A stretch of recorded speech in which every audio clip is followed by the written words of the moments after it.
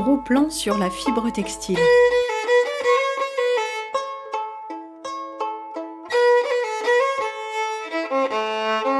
Et oui, chers amis, j'étais à l'atelier tous ces jours-ci. À l'atelier, c'était à peu près au même endroit où je fais mes émissions, mais c'était pas la même configuration.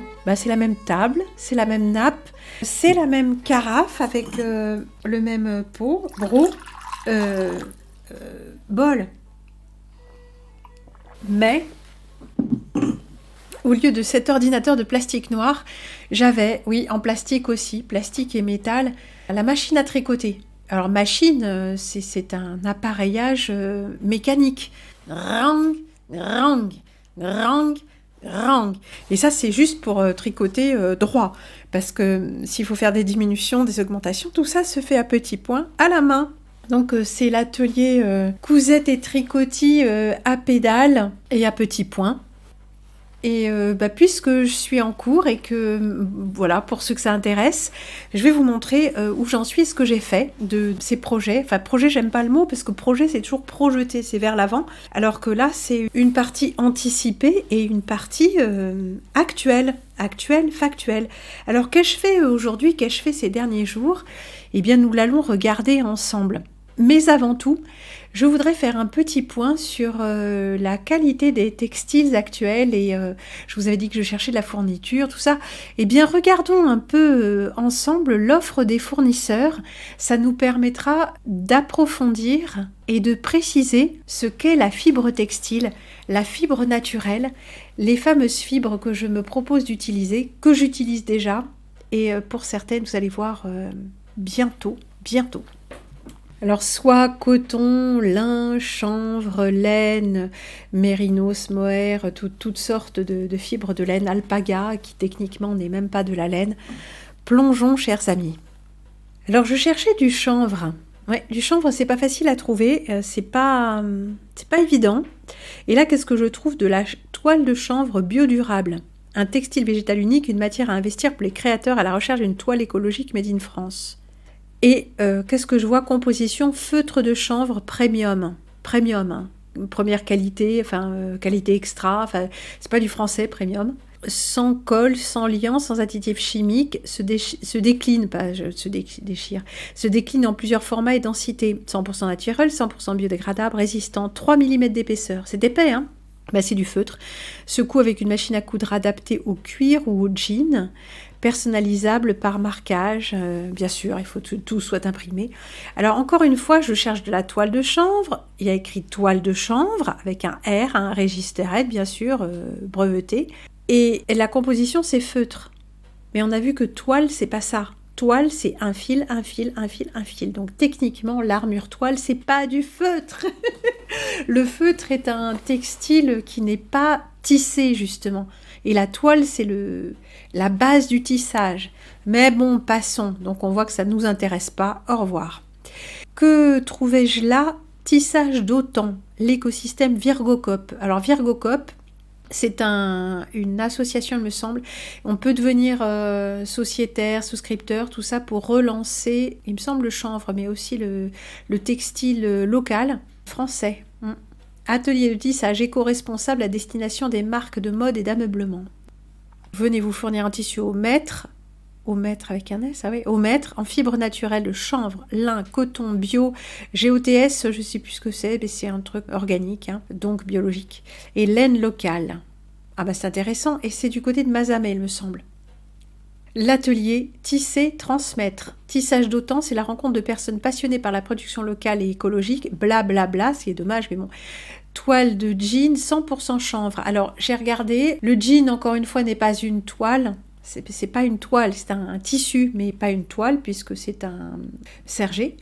Et alors, du côté de Mazamet, on va vérifier si c'était bien là, mais il y avait toute une filière de lavage de laine, mais aussi beaucoup de textiles.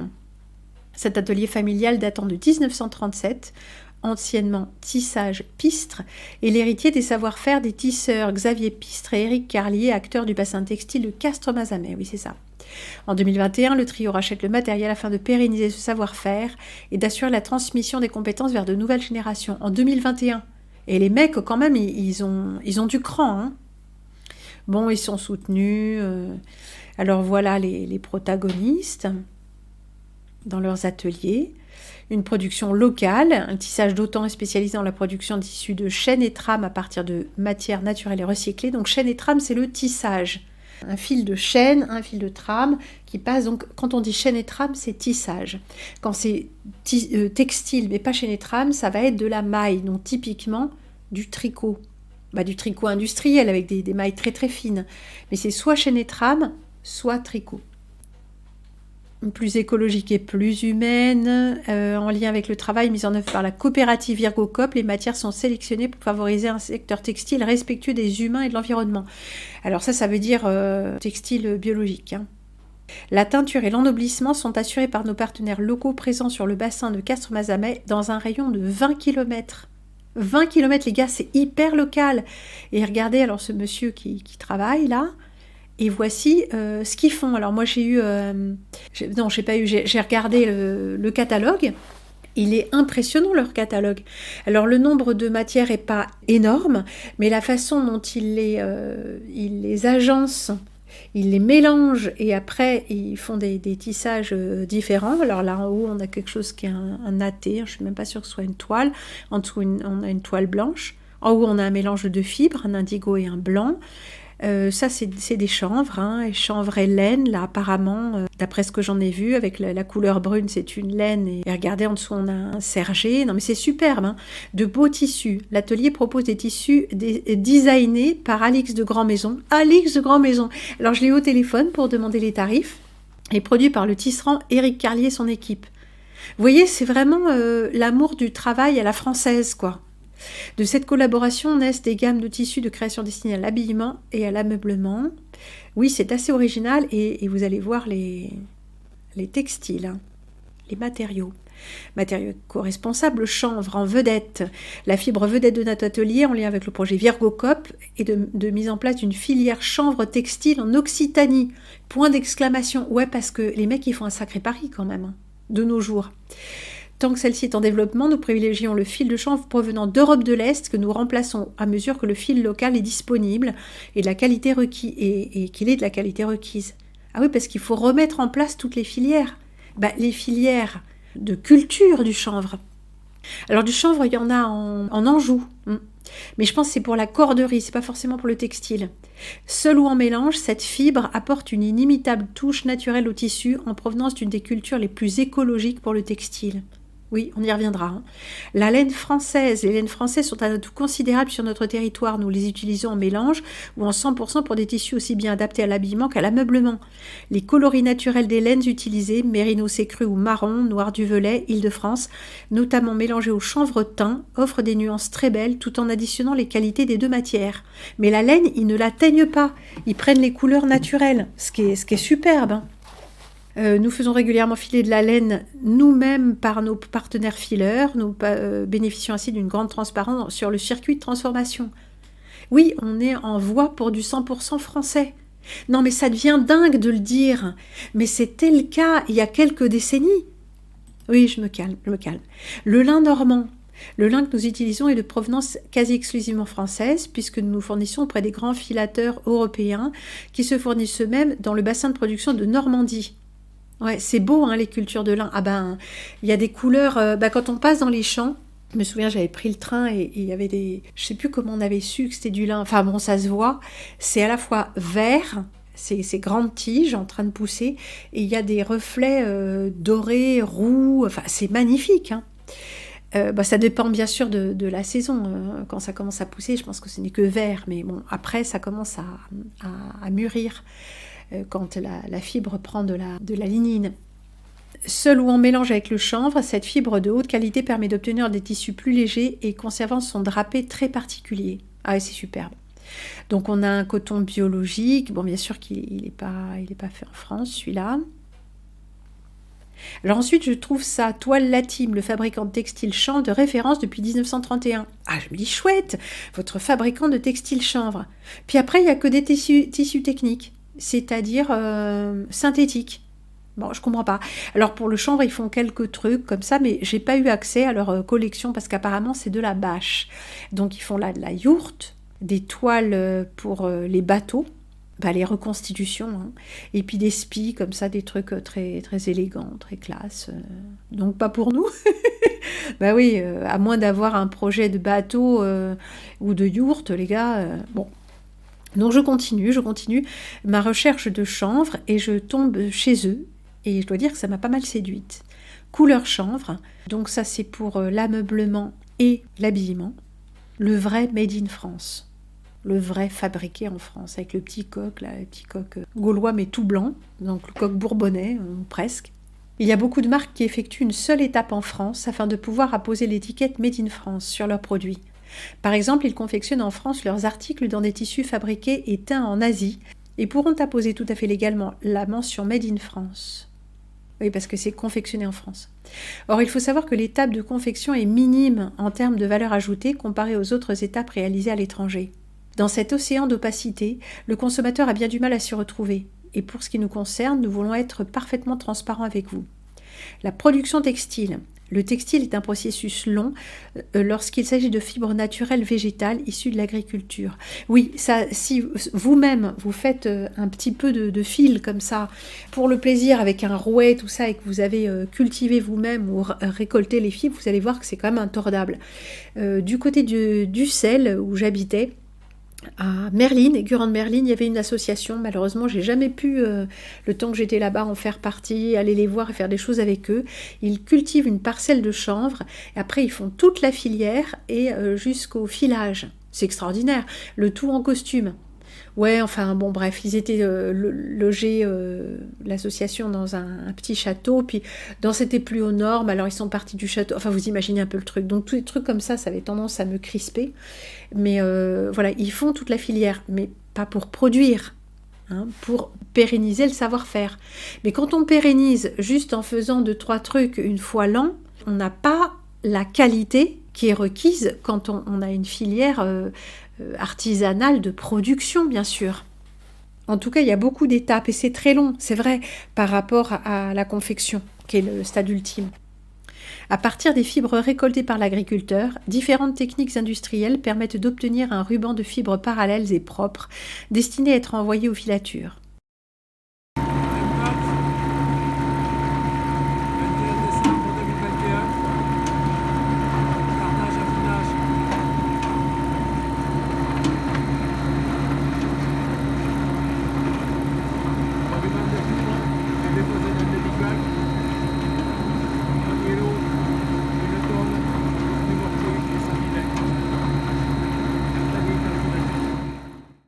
Suivant les matières, c'est ce que l'on appelle le taillage ou le cardage, puis le peignage. Alors on a ces 3 étapes quand on fait à la main, bien sûr, distinctes. C'est à ce moment qu'intervient le processus textile lui-même. En premier lieu, la filature transforme le ruban en fil. Puis vient le tissage qui entrelace les fils en chaîne et en trame pour réaliser une toile de tissu. Bon, on a vu que c'est une toile ou terme générique, toile, on va dire. L'entreprise Emmanuel Lang a été créée en 1856. Il y a encore 30 ans, 1000 salariés tissaient le coton ici. Alors aujourd'hui, il faut savoir que la France est le premier producteur de lin au monde et que 80% du lin produit en France, dans la région de Normandie, est vendu aux Chinois. Ce lin est vendu sous forme de fibre et est transformé et revient en Europe soit sous forme de fil, soit sous forme de vêtements. Donc notre stratégie est de créer une transformation du lin en France sur un circuit court à bas empreinte carbone, puisque l'industrie du lin française a été démantelée dans les années 90 et n'existe plus au niveau filature.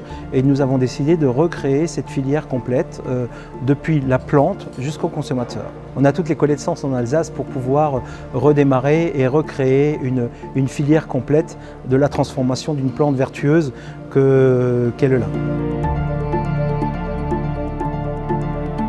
Notre volonté est de faire des tissus 100% lin, poids pantalon, soit sous forme de jeans, soit sous forme de tissu plus standard. Et le type de filature que nous mettons en place, qui est vraiment quelque chose de particulier, qui a un savoir-faire secret, nous permet d'avoir du tissu très très souple, avec un lin qui froisse beaucoup moins que les lins que l'on peut trouver dans le commerce. Non seulement on sera sur une filière franco-française, mais avec des caractéristiques de lin bien plus intéressantes pour le consommateur lambda. Ensuite, la confection découpe et coud les articles finaux à partir de la toile reçue du tisseur. L'ennoblissement peut être réalisé sur fil, sur tissu ou sur articles confectionnés. Il regroupe les traitements de blanchiment, de teinture, d'impression et de finitions diverses, adoucissant, assouplissant, etc. Donc l'ennoblissement, en gros, c'est la teinture, mais il y a aussi d'autres procédés que la teinture. La teinture, c'est celui qui se voit, mais le conditionnement du fil, tout ça. De la plante au produit, les étapes clés. Culture, teillage, filature, tissage, confection, teinture, conditionnement. Alors, en général, la teinture, elle est faite avant la confection.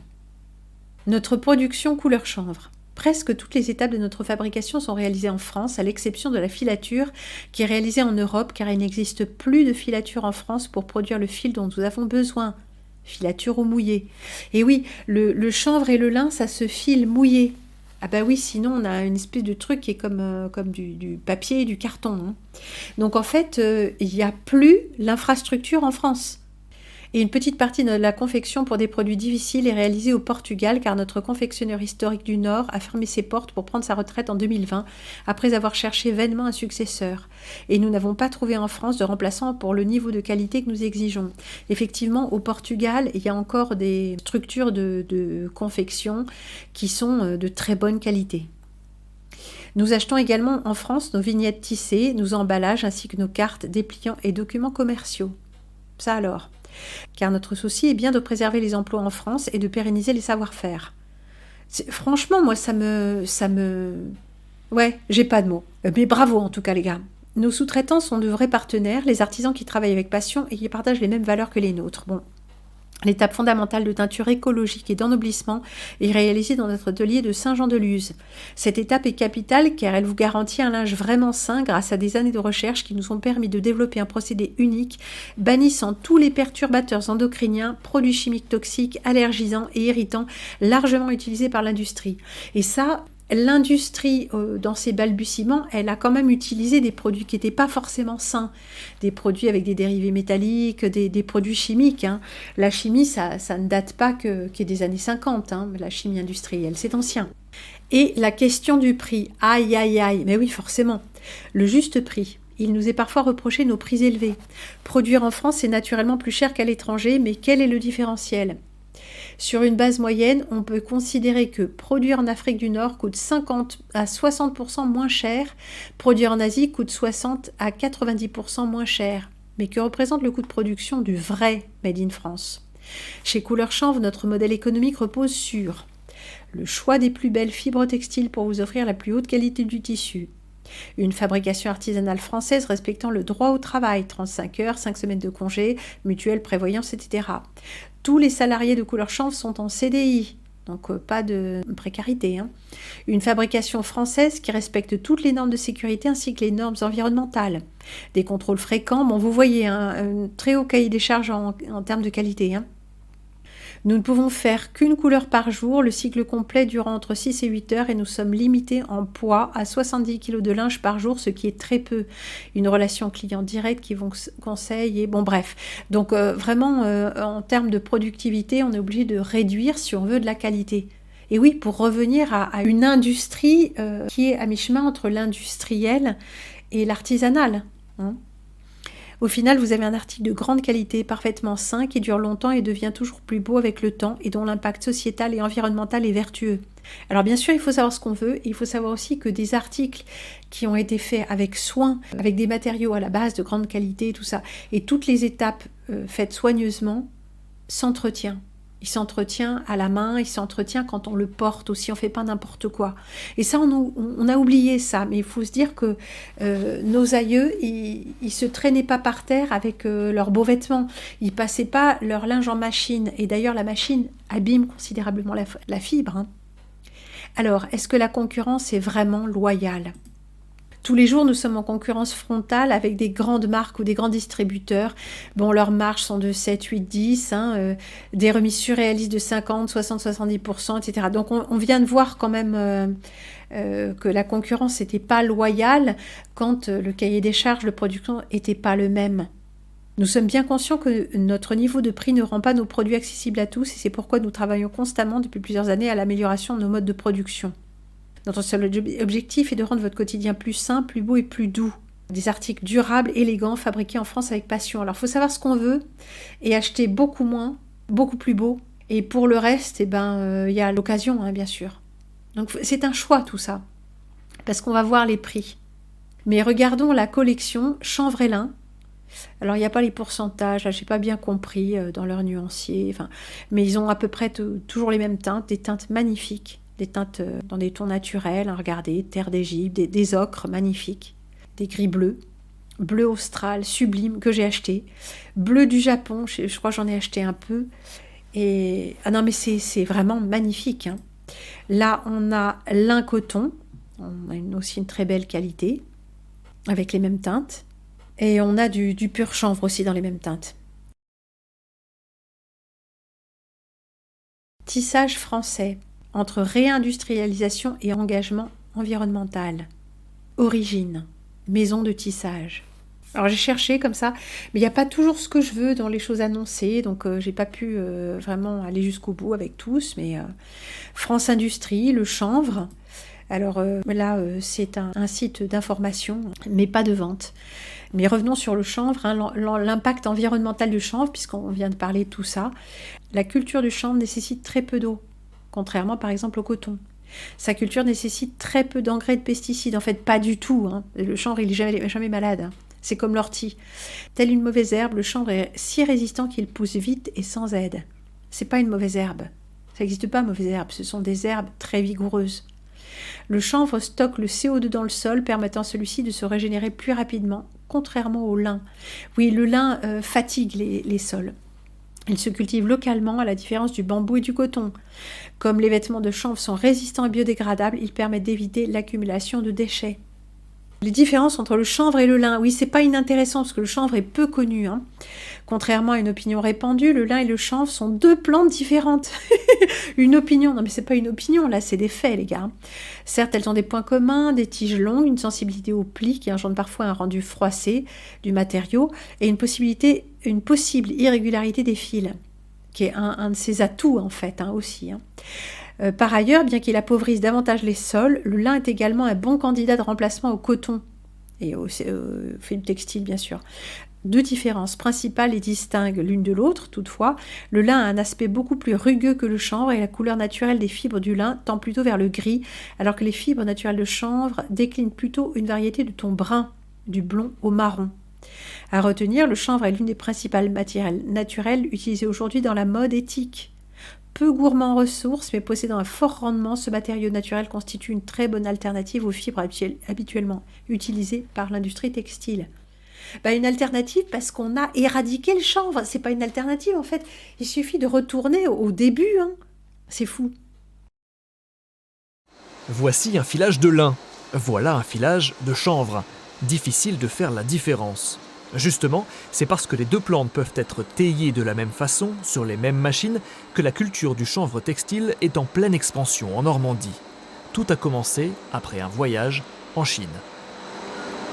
On s'est aperçu que dans les filatures, on passait aussi bien de la fibre de lin que de la fibre de chanvre dans les mêmes machines. Donc on s'est dit, si eux ils font, nous on peut l'essayer dans les tailleuses.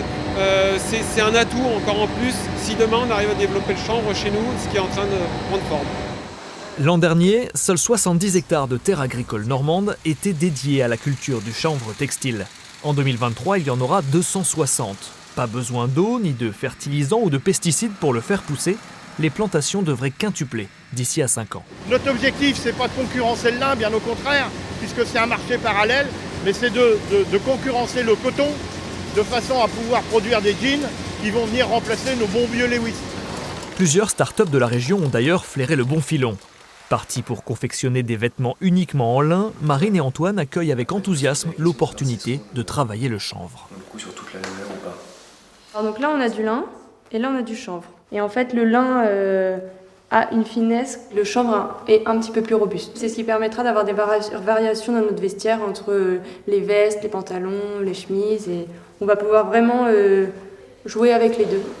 Avec la relocalisation de filatures dans l'Eure, c'est toute une chaîne de production de vêtements 100% normands, éco-responsables, qui devrait bientôt voir le jour. Puisque nous en étions aux matières, eh bien, récapitulons donc, comme je l'ai annoncé, les fibres textiles, en commençant par les matières naturelles. Ces matières proviennent des animaux ou des végétaux. Il n'y a pas besoin d'une intervention massive de l'homme pour en produire. Ces matières sont généralement recyclables et biodégradables. Oui, ça c'est du blabla, c'est-à-dire qu'elles sont naturelles, elles font partie du cycle du vivant et elles y retournent. Cependant, elles sont aussi très grandes consommatrices d'eau et des teintures. Oui, alors effectivement, si on veut les teindre, il y a un autre problème qui est lié aux produits chimiques de la teinture. Ça, c'est encore autre chose. Mais pourquoi il faut teindre ? Il faut avoir des couleurs. On pourrait ne pas en avoir. Réfléchissons, hein. Une certaine proportion, en tout cas, tout n'a pas besoin d'être teint. Le coton vient du cotonnier que l'on cultive dans les régions tropicales. Oui, et dans les républiques du sud de l'ex-URSS, hein, entre autres. Les vêtements en coton ont de réels avantages pour ses porteurs. Ils empêchent la transpiration excessive, sont doux au toucher, sont faciles à laver et agréables à porter. Il est donc préférable d'acheter des vêtements qui sont en coton biologique pour s'assurer du côté naturel de la matière. Toutefois, le coton est cultivé dans des pays où les conditions de travail pour les hommes sont parfois insoutenables. On peut se le tenir pour dit. Alors dire que le coton est très hygiénique, c'est pas tout à fait vrai. Le coton emmagasine l'humidité et il y a des développements bactériens. Alors, il y en aurait moins dans le coton biologique, mais le coton est une fibre dont les caractéristiques hygiéniques sont pas au maximum. Oui, parce que là, on survole juste, hein, c'est pas tout à fait vrai. Hein. La laine est directement retirée des moutons, alpagas, chameaux, lamas et chèvres. Depuis des millénaires, elle est utilisée pour tenir les personnes au chaud et réguler la température. Là encore, le problème de la matière est qu'elle est une consommatrice en eau qu'elle repousse au lieu d'absorber. Les teintures utilisées pour réussir à durer sur le textile en laine sont chimiques et potentiellement dangereuses. C'est ça. Donc il vaut mieux ne pas teindre la laine. Puis en plus, pour teindre la laine, il faut déjà la mordancer. Enfin, il n'y a qu'une teinture qui ne nécessite aucun additif et aucune préparation, c'est la pelure d'oignon. Et je vous dis ça parce que je la pratique. Elle tient relativement bien et aucune préparation, aucun mordant, aucun fixateur, tout ça. Et on a des très belles teintes. On a aussi des teintures avec des matériaux naturels, mais il faut mettre des sels d'Alain. Alain, aluminium. À propos d'Alain, parlons du lin. Le lin est cultivé en Europe, notamment en Normandie, et est ensuite généralement filé en Chine. Pardon ? On est arrivé à pied par la Chine, là, pour le coup, hein ? Merde ! Contrairement au coton, le lin ne s'irrigue pas et ne nécessite quasiment aucun pesticide. La pluie du climat européen suffit amplement à son développement. Tout est utilisable sur la plante. Oui, parce qu'il n'y a pas que la fibre, hein, il y a le résidu du teillage. Et ben, on en fait des matériaux isolants, des matériaux de construction très intéressants. Là, pas la chenoyote, ça c'est pour le chanvre, mais il y a toute la moelle en fait. Hein. À la mode ces dernières années, les vêtements en lin sont connus pour leur résistance au temps. Ils ne se détendent pas et ne boulochent pas après quelques années. Ouais, c'est très très beau, hein, c'est durable. Bah, la laine aussi, hein, bah, les gens ils changeaient pas tout le temps de vêtements. Il y avait des vêtements qui gardaient une vie. Hein. La soie. Cette fois-ci, la matière ne pousse pas directement. La soie est issue du cocon que fabrique le ver à soie. Elle est relativement solide, résistante et absorbe les teintures sans aucune difficulté. Non seulement chic, mais en plus elle vous donne l'effet d'avoir une seconde peau. Il faut toutefois rester vigilant au lavage en machine à laver pour entretenir ses vêtements en soie. Alors selon comment elle est traitée la soie, elle peut être extrêmement solide. Alors là on ne dit pas, si c'est éthique ou pas éthique parce qu'il faut tuer les cocons en les ébouillantant. Mais la soie que j'utilise, je vous en avais parlé, la bourrette, donc c'est pas une soie soyeuse et brillante. C'est une soie terne et douce, un peu comme du coton ou du chanvre, mais c'est de la soie. Et là, on ne tue pas les vers. On se sert des cocons, on les dévide, mais bref, donc il y a plusieurs types de soie. Et là, on n'a pas parlé de l'ortie. On va parler du chanvre, qui est une plante apparentée. L'ortie, ou soie végétale, C'est une plante magnifique. On a la ramie aussi, qui est une variété d'ortie qui est cultivée dans les pays du sud-ouest asiatique. L'ortie est aussi absolument magnifique. Elle n'a pas besoin d'irrigation, de pesticides, tout ça. Et elle est brillante comme de la soie. Comme de la soie de cocon tuée, ouais. Voilà, on n'en parle pas, mais c'est vraiment la soie végétale. L'ortie est une des plus belles fibres végétales. Enfin, plus belle dans son aspect brillant et soyeux, parce qu'en fait, toutes sont belles. Hein. Le chanvre. Le chanvre était déjà utilisé en 600 avant Jésus-Christ pour produire du textile. Cette matière a un effet thermorégulateur et absorbeur. De même, elle ne coûte pas excessivement cher à produire, donc cher. Elle ne coûte pas cher, donc ça ne s'accorde pas. Hein. Généralement, on doit mélanger le chanvre avec des matières synthétiques pour améliorer son élasticité. Il est difficile à travailler et certaines personnes peuvent être irritées par une telle matière. Oui, enfin, ça, faut voir, hein, parce qu'avant, il y avait des draps et des torchons qui étaient en chanvre pur. Bon, il y a encore certainement d'autres matériaux, le jute et les choses comme ça, mais pour l'ameublement, mais pour l'habillement, bien sûr, le jute, ça ne va pas. Les matières artificielles. Alors tenez-vous bien, ce n'est pas synthétique, c'est artificiel. Là, je vous en ai déjà parlé plusieurs fois, mais vous pourriez être étonné. Les matières artificielles sont fabriquées à partir de cellulose, donc naturelle, hein, provenant des végétaux. Pour faire court, l'élément végétal est transformé dans un solvant et dans un bain d'acide. Écologiquement, ces méthodes sont discutables. La viscose. Cette matière est élaborée à partir de n'importe quelle fibre végétale. Cela passe du coton à l'eucalyptus. On la surnomme généralement la soie artificielle. Oui, c'est très beau la viscose. L'avantage d'un textile en viscose est que vous avez rarement besoin de le repasser et qu'il demande peu d'entretien. Cependant, il n'est pas rare de retrouver des viscoses responsables de la pollution plastique en mer puisqu'elles se dégradent mal. Merde. Le modal. Fabriqué à partir de cellulose de bois de hêtre, le modal est souvent utilisé pour produire du textile car il absorbe facilement l'humidité et qu'il est simple à obtenir. Le textile est léger, résistant et rétréci avec un T, messieurs, hein, rarement au lavage. Ouais, le bois de hêtre, ouais, c'est dommage quand même. On estime que peut-être on pourrait faire autre chose du bois de hêtre. Hein. Bon, bref. Le cupro. Ah, cupro, ben, c'est pas cupropre, non. Ça vous dit certainement quelque chose si vous y connaissez en chimie ou en étymologie. Cupro, ça vient de cuivre. Le cupro, entièrement recyclable, est produit à partir de différents végétaux qui dépendent du fabricant. Cette matière ressemble à la soie, elle est durable, absorbe l'humidité et est hypoallergénique. Ouais, sans doute un des effets du cuivre, hein, peut-être. Le textile se lave facilement à basse température et il peut être repassé sans s'abîmer.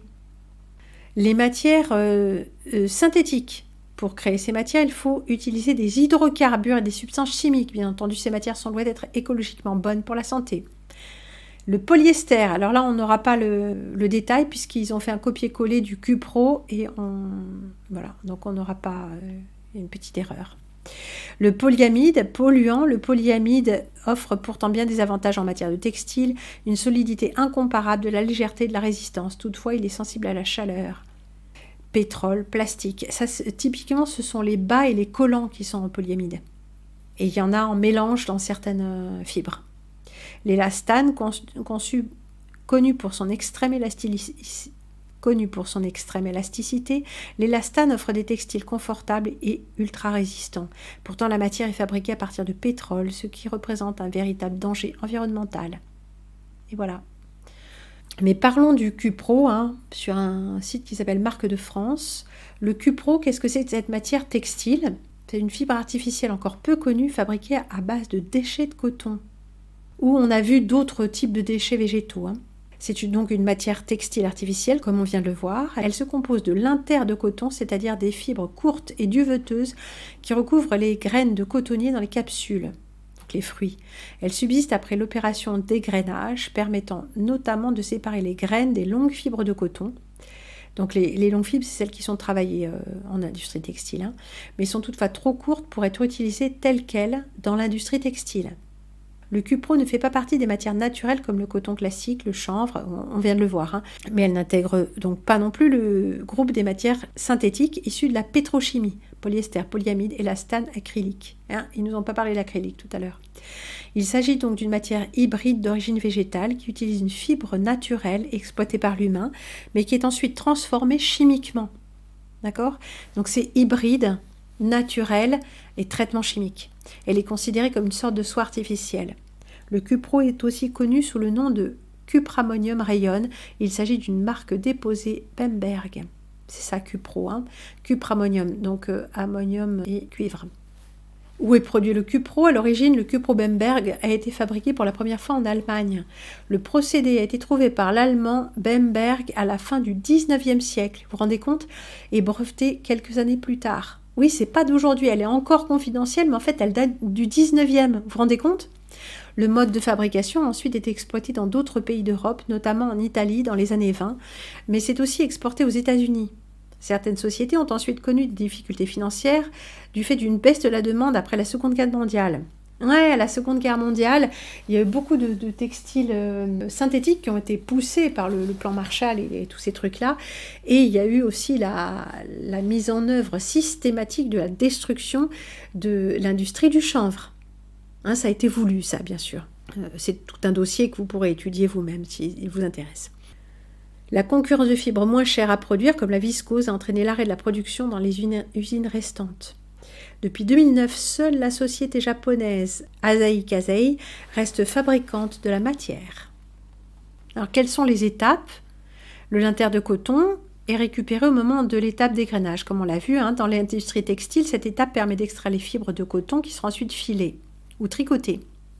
Donc la société Asahi Kasei utilise des déchets provenant de la fabrication d'huile de coton, effectuée par des huileries partenaires situées en Inde, au Brésil, aux États-Unis ou au Japon. Vous vous rendez compte, hein, ils vont en chercher partout dans le monde. Hein. La matière récupérée doit ensuite subir une transformation chimique. La cellulose de coton est d'abord dissoute dans une solution d'oxyde de cuivre et d'ammoniac, cupramonium.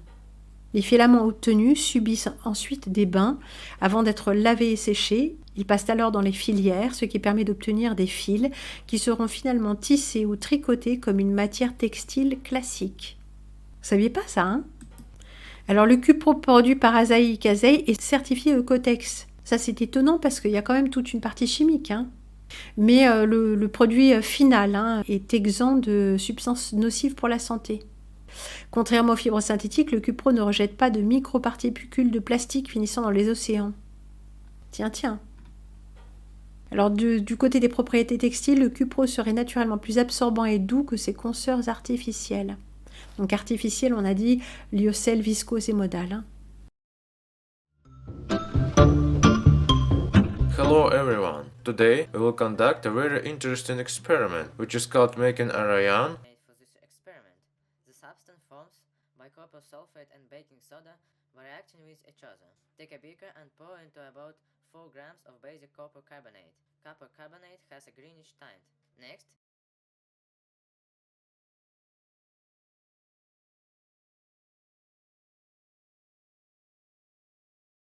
remains at the bottom of the cup. Let's pour the liquid into the other beaker for the solution to become clear. Now we have a copper compound complex, which has a very interesting properties. This solution can dissolve cotton wool.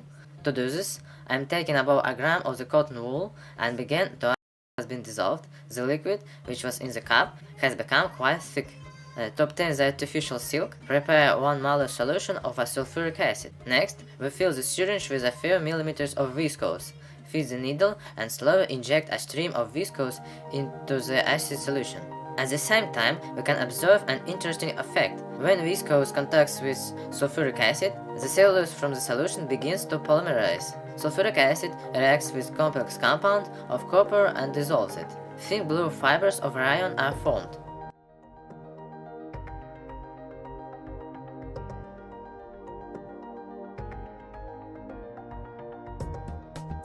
After that, our fibers are bleached and now we can find out how they feel.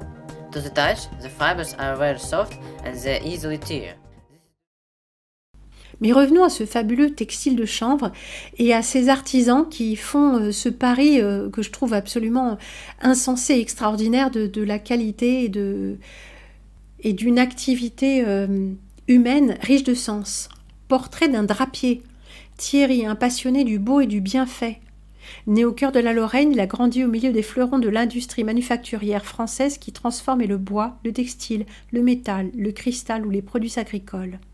La Lorraine était le lieu du mariage réussi entre l'art, la science et l'industrie, et ses productions rayonnaient dans le monde entier.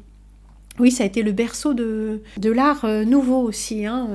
Comment c'est est-ce que c'est à Metz ou à Nancy? Il y a beaucoup d'art nouveau, oui, au confluent de toutes ces industries qu'on vient d'énumérer là. Je garde encore en mémoire la magie des maîtres verriers soufflant délicatement les verres et les carafes à la chaleur des fours, et j'ai une profonde admiration pour les écoles d'excellence telles que celle-ci. Cette expérience m'a marqué à jamais et m'a donné le goût du beau et du bien fait, confie-t-il avec émotion. Oui, quand on parle de ce monde où les choses étaient belles, où la main de l'homme, où le souffle de l'homme, où le savoir-faire de l'homme a de la place, où la beauté est au centre, il y a une forme d'émotion qui nous saisit. Moi, toujours, non, je comprends ce monsieur. Avec les années, il a dû assister impuissant à la lente désindustrialisation du pays, un crève-cœur. Oui, alors un paysage industriel, ça peut être triste, mais un paysage où il n'y a même plus d'industrie du beau, c'est encore plus triste. Alors lui, il était dans la high-tech, pourtant il n'a jamais renoncé à son rêve, celui de contribuer à son échelle à redonner vie à des savoir-faire uniques. Couleur chanvre. Couleur chanvre a été cette opportunité et Thierry est donc devenu drapier. Le textile est un métier d'exception, exigeant une maîtrise parfaite et une main-d'œuvre hautement qualifiée. C'est un univers de passion et de précision. Alors, sa feuille de route est ambitieuse, faire renaître la filière chanvre textile qui avait été complètement abandonnée. Tu m'étonnes, ça c'est ambitieux. Travailler uniquement les fibres textiles les plus nobles et privilégier les fibres locales dès que possible. Développer une technologie de teinture innovante pour supprimer tous les produits toxiques de la chaîne afin d'offrir un linge 100% sain pour des clients comme pour la planète. Garantir un véritable Made in France. Et bien sûr, bâtir une relation authentique et bienveillante avec les clients. Bienveillante. Oh non, on est dans le woke là. Mais bon, dans le woke, il y a beaucoup de choses qui sont évidentes et qu'on redécouvre. On redécouvre l'eau tiède, c'est terrifiant. Couleur Chanvre est aujourd'hui pionnier du chanvre textile et reconnu comme l'un des plus grands experts des fibres textiles naturelles avec ses produits en chanvre, en lin et en coton bio. Son procédé de teinture écologique saine est unique dans l'industrie. Vous vous rendez compte, les gens, il leur a fallu quand même revenir à ce qui était la norme auparavant. Et en plus, il fait partie d'une association chanvre bio, tout ça. Mais en fait, on revient à avant. Ouais. Alors, pour ceux qui sont dans le coin, Saint-Jean-de-Luz, 64, Pyrénées-Atlantiques, vous pourrez aller à la boutique qui se situe au lieu-dit Le Jaldet, 202 rue des Artisans, donc ça doit être une zone industrielle ignoble, ou 9 avenue de la Reine Victoria à Biarritz. Alors, les prix sont extrêmes forcément, on a lu tout ça. Alors voilà le tablier japonais. Vous voyez, ça fait des plis un peu dans tous les sens. C'est le tablier typique japonais. 89. Ouais, toujours. 90 € un tablier en chanvre. On va voir que le prix au mètre est quand même pas mal aussi.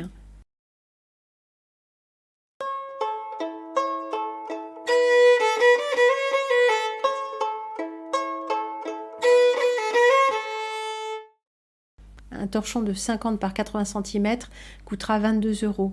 Bon, là, on a une finition qui est, je crois, un double rentré. On ne peut pas vraiment très bien voir, mais j'imagine. Donc, voilà, c'est le minimum. Torchon en lin à 22 €. Vous voyez, c'est quand même, ça coûte son prix. Je n'ai pas vu de torchon en chanvre, mais j'en proposerai, parce que ça, c'est ce qui m'intéresse. Ils ont aussi un atelier sur mesure de confection pour l'ameublement. Regardez-moi ça, finition point cheval, bourdon, store bateau, œillet, finition passant et pli flamand. Ouais, sur du chanvre. Là, c'est pour les gens qui ont du fric, je vous le dis tout de suite. Oubliez. Chanvre, lin coton. Oh là là, non mais c'est magnifique, magnifique. Du lin épais, du lin fin.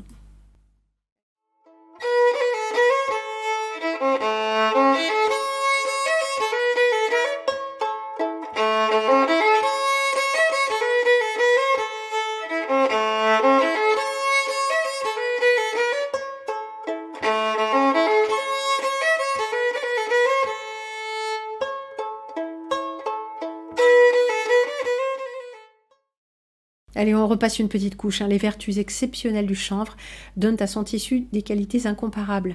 Il est confortable, doux, respirant, antifongique, et oui, antibactérien, et oui, analergique, résistant aux UV. Il peut protéger jusqu'à 95% des rayons ultraviolets. Il résiste à la chaleur et à la lumière. Sa fibre creuse et perméable à l'air lui permet de respirer, ce qui lui confère une thermorégulation unique. Ainsi, un lit en chanvre n'est jamais froid en hiver ou chaud en été et contribue à la qualité du sommeil. Nous utilisons le chanvre pour la literie, mais aussi en voile de chanvre pour les chaises, les étoles et les rideaux. Bon, les rideaux. Mais alors, sur la peau, c'est extraordinaire. Bon, sachez quand même que le lin, si on parlait du chanvre nuant sur le lin est une plante locale puisque la France est le premier producteur mondial. Ah bon? Ah oui, fibres et graines. Et le lin n'a besoin que de 100 jours pour arriver à maturité. Mi-juin, le lin est en fleurs pendant 1 semaine environ et le spectacle est réellement magique. Les champs balayés par le vent sont comme une vague bleue très douce qui émerveille le promeneur. C'est beau, hein? Le lin est ensuite arraché autour de la mi-juillet et couché parallèlement sur le sol.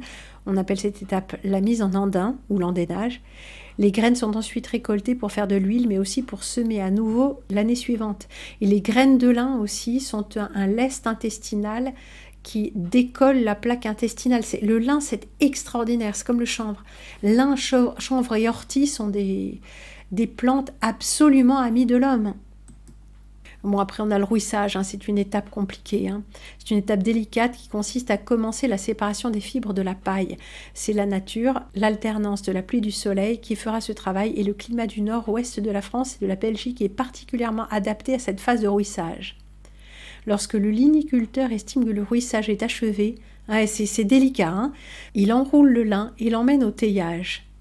Opération mécanique qui consiste à débarrasser le lin des débris autres que les fibres et séparer les fibres longues les plus nobles des fibres courtes, ces dernières pouvant être transformées en fils de moindre qualité ou en non tissés, des genres de feutres, hein. On a vu ça. Le peignage consiste enfin à démêler les fibres longues pour en obtenir un superbe ruban qui sera envoyé en filature. Le lin aussi apporte naturellement de la fraîcheur, il est fin, confortable, régule les écarts de température et absorbe rapidement l'humidité ou la transpiration, idéal pour le contact avec la peau car il est analergique. C'est aussi une fibre durable qui avec le temps restera toujours belle, toujours aussi souple. Et l'avantage du lin, c'est que quand on prend la pluie par exemple, un vêtement séchera même sur vous. Donc quand vous êtes en voyage, moi j'étais toujours en voyage, en vélo, autre comme ça, j'avais très peu de vêtements et je ne portais que des tuniques en lin et des vêtements en lin, au moins en dessous, quoi. Extraordinaire le lin. Alors il y a quelques tisserands de lin, on a le lin de France, hein. Il était une fois lin de France, le tissu en lin 100% made in France. On a du made in France quand même, il faut mettre la main au porte-monnaie, mais on a ça, hein. Ça, c'est la société Lemaître de Mester. Lemaître et de Mester. C'est 2 fois le même nom dans des langues différentes. Hein. Depuis 1835 à Halluin, dans le 59, dans le Nord, l'assurance du lien direct entre producteurs et consommateurs. Des 100% lin, des métisses, des voilages. Alors, le métis, c'est chaîne de lin et trame de coton. Ça, c'était typique pour les torchons, les torchons en métis. On avait du lin pour les verres, parce que ça ne peluche pas, du métis et du coton pour s'essuyer les mains. Fondée en 1835 par Édouard Lemestre de Mester, maire d'Halluin, la société Lemestre de Mester est l'une des 5 plus anciennes entreprises textiles de France. Elle fabrique et commercialise des tissus d'ameublement et de décoration haut de gamme, fibres écologiques, etc. Labellisée entreprise du patrimoine vivant, au titre de ses différents savoir-faire uniques et d'excellence. Acheter du lin, c'est un achat citoyen. Ah, citoyen! Comment ça, citoyen? Tu veux parler de la République maçonnique? C'est ça, citoyen, avec le bonnet de Mitra? Non. Tu veux parler de la citoyenneté française, d'acheter français. En fait, tu veux dire patriote, mais tu peux pas le dire, parce que patriote, c'est un gros mot. Patriote, ouais, parce qu'acheter acheter français, du territoire français, de la production nationale. Ouais, mais nationale aussi, c'est un gros mot. Vous voyez où on en est rendu? Acheter du lin, c'est un achat citoyen. Non, c'est un achat patriote. C'est un achat qui privilégie la production nationale. Regardez, bleu, blanc, rouge. Ah, ils peuvent pas le dire, mais ils arrivent à le caser quand même. Lin de France. Ouais, avec le label bleu, blanc, rouge. Bah oui. Nous sommes parmi les plus vieux tisseurs de lin en France. C'est depuis 1835 que notre savoir-faire est exercé dans l'art du tissage du lin. Une conception 100% française. Non mais c'est magnifique.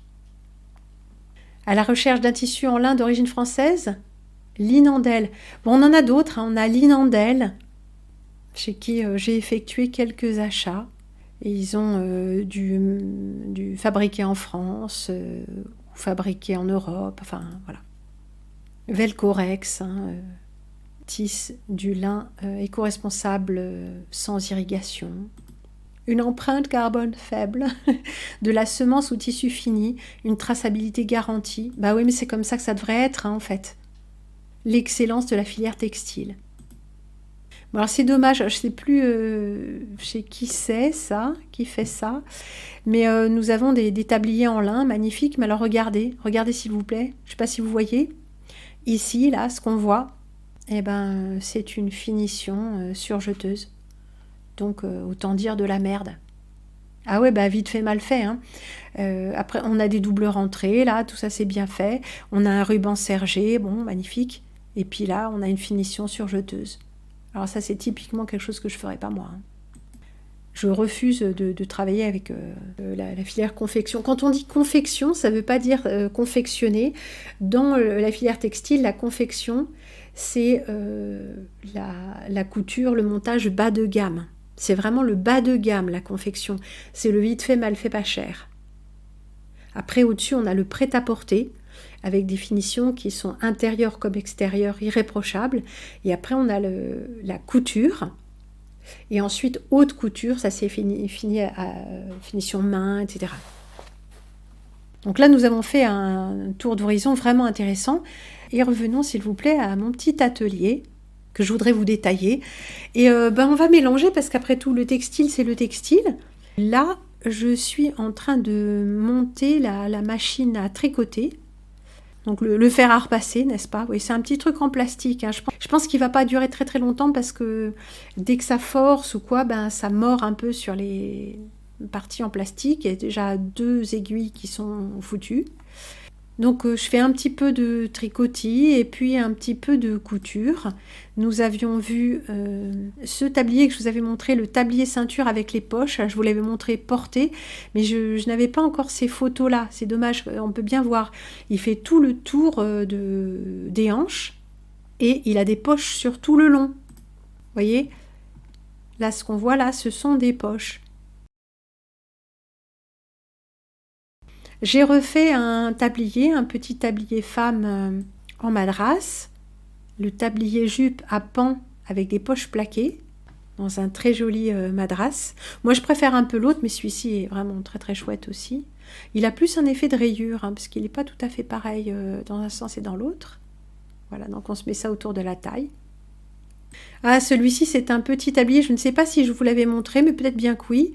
Bon, là, avec le flash, la lumière est dégueu, mais c'est un petit tablier de toile enduite et qui fera les délices d'une petite fille qui fait la cuisine avec son papa.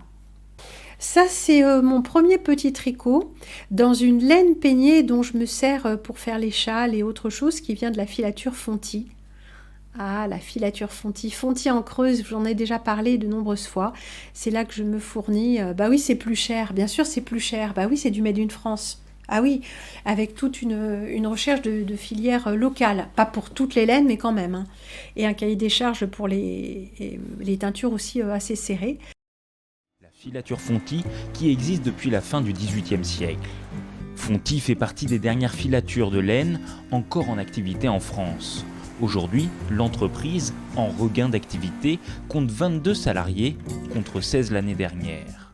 Je m'appelle Benoît de la Rousière, je suis le dirigeant de la filature Fonti, qu'on appelle aussi filature de Rounière. Fonti, c'est une des dernières filatures de laine françaises qui a débuté en 1880, donc c'est une vieille dame, elle a presque 140 ans maintenant.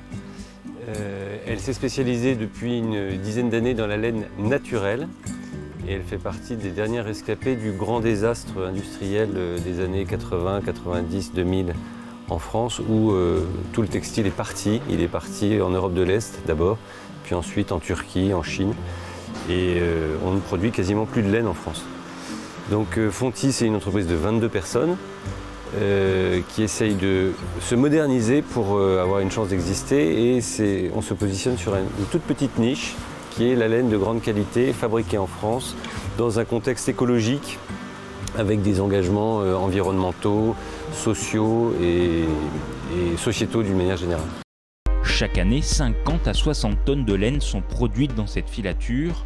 Tout commence par le tri minutieux et précis de la matière première. Les toisons proviennent d'élevages locaux ou régionaux, à quelques exceptions près, pour le yak, venu d'Asie centrale, ou le mérinos, de l'hémisphère sud.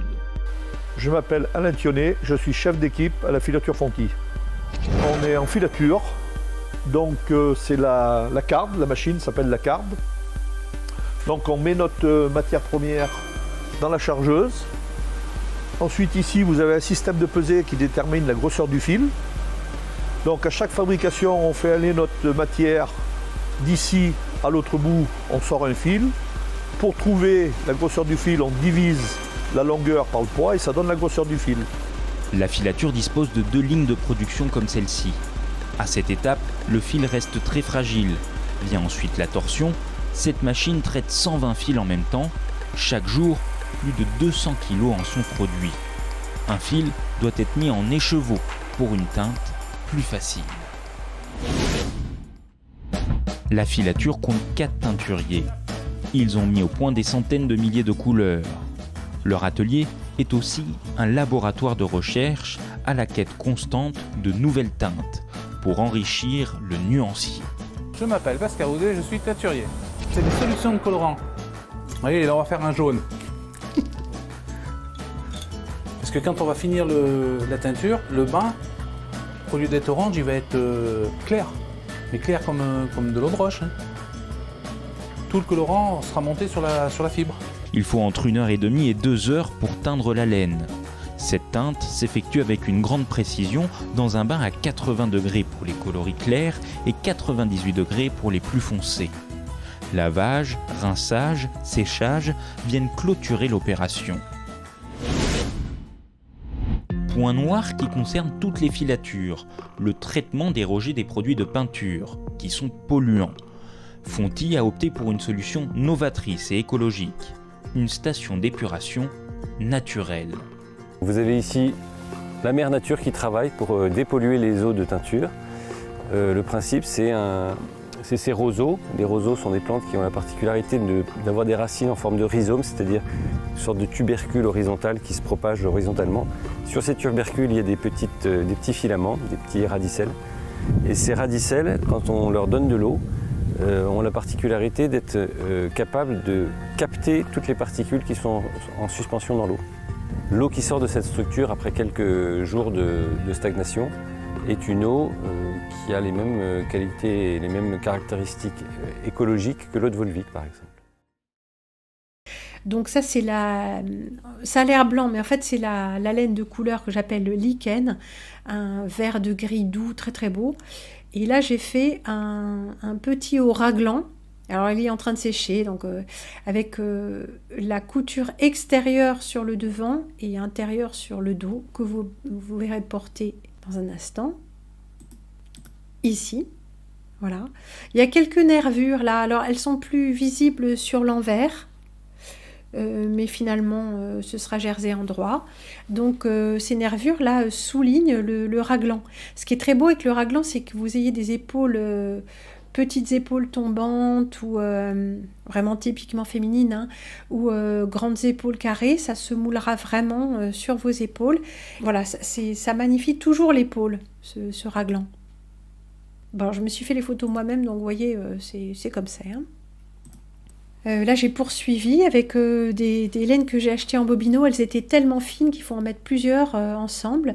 Là, nous avons 2 fils mérinos, un fil mohair et un fil soie, il me semble. Oui, c'est tellement fin hein, pour obtenir un fil tricotable. Un petit haut tricoté façon débardeur. Et le bas est entièrement repris à la main. Le col aussi, le col rouloté, repris à la main, ainsi que les emmanchures. Le picot des emmanchures. Et le voici porté. Ah, et c'est élégant. C'est vraiment très très joli. Hein. On peut avoir quand même avec cette machine un point assez fin. Regardez si c'est élégant. Hein. Ça, c'est à peu près le même genre de modèle et c'est fait dans un alpaga. Ouais, c'est joli, hein? Ouais, petite fantaisie asymétrique. On a un jersey en vert au lieu du jersey en droit. Gilet. Alors pour l'instant, je suis en train d'étalonner la largeur, hein, combien de mailles et combien de rangs, parce que c'est un peu trompeur, hein, parce qu'avec les poids, ça a l'air très très long et quand on le retire, bon voilà, ça change de proportion constamment. Donc tant qu'on ne l'a pas lavé et étendu, on ne sait pas vraiment quelle taille ça a. Donc ça, c'est un gilet court, jersey en vert, tout le bas et le picot des pourtours est repris à la main, dans une laine changeante qui est mélangée. Ouais, j'ai acheté des bobineaux de laine mélangée parce qu'elle n'avait pas tout en pure laine et puis que celle-ci, je la trouvais magnifique. Alors par un hasard extraordinaire, mais vraiment extraordinaire, on a le même motif sur les deux côtés, alors que j'ai même pas vérifié à quel endroit je prenais mon fil. C'est vraiment extraordinaire.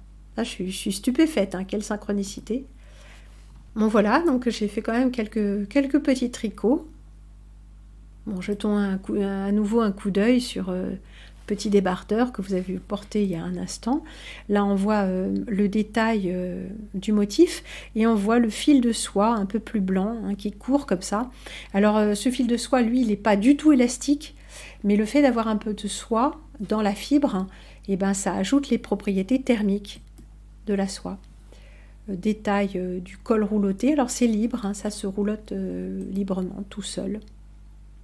Là j'ai rajouté vous voyez peut-être une petite chaînette.